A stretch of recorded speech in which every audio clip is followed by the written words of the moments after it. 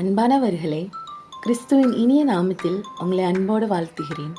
சங்கீதம் பேசுகிறது என்ற நம்முடைய தொடரில் இன்று நாம் பார்க்க போகும் தலைப்பு கர்த்தர் தெரிந்தெடுத்த அரசர்.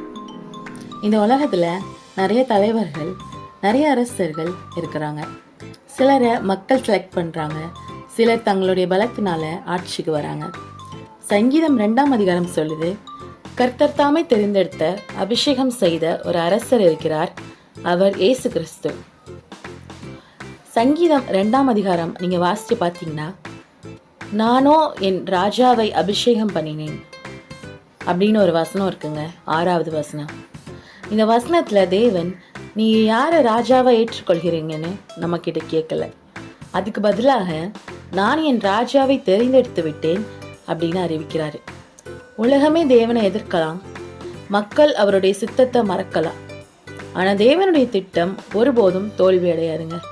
அவர் தெரிந்தெடுத்த ராஜா இயேசு கிறிஸ்து தான். இன்று நம்மளுடைய லைஃப்லையும் இதே உண்மை பொருந்தும். சூழ்நிலைகள் நமக்கு எதிராக இருக்கலாம், மக்கள் நம்மளை புரிந்து கொள்ளாமல் இருக்கலாம், ஆனால் கர்த்தர் ஒரு விஷயத்தை தீர்மானிச்சிட்டாருன்னா அதை யாராலையும் தடுக்க முடியாது. அதே சங்கீதம் 2ஆம் அதிகாரத்தில் 7ஆம் வசனம் சொல்லுது, நீர் என் குமாரன். இந்த வசனம் இயேசு கிறிஸ்துவோட தனித்துவமான ஒரு அதிகாரத்தையும் தேவனோடு இருக்கிற உறவையும் காட்டுது. இயேசு கிறிஸ்து ஒரு ராஜா மட்டும் இல்லைங்க, அவர் தேவனுடைய குமாரன். தேவனால் தெரிந்தெடுக்கப்பட்டு அபிஷேகமும் பண்ணப்பட்டிருக்கிறாருங்க. இதிலிருந்து நமக்கு ஒரு கொஸ்டின் வரலாம், நம்ம யாருடைய ஆட்சிக்குள்ள வாழ்கிறோம்? இந்த உலகத்தோட சத்தத்துக்கு கீழ்ப்படிந்து வாழ்கிறோமா, இல்லை கர்த்தர் தெரிந்தெடுத்த ராஜாவாகிய இயேசு கிறிஸ்துவின் ஆட்சிக்குள்ள வாழ்கிறோமா? நம்ம இயேசு கிறிஸ்துவை நம்மளோட வாழ்க்கையோட ராஜாவாக நம்ம ஏற்றுக்கொண்டோன்னா நம்ம வாழ்க்கையில் சமாதானம், பாதுகாப்பு மற்றும் நம்பிக்கையும் இருக்கும். ஏன்னா அவர் அதிகாரத்தோடு மட்டும் இல்லாமல் அன்போடும் சுத்த கிருபையோடும் ஆட்சி செய்கிறாருங்க.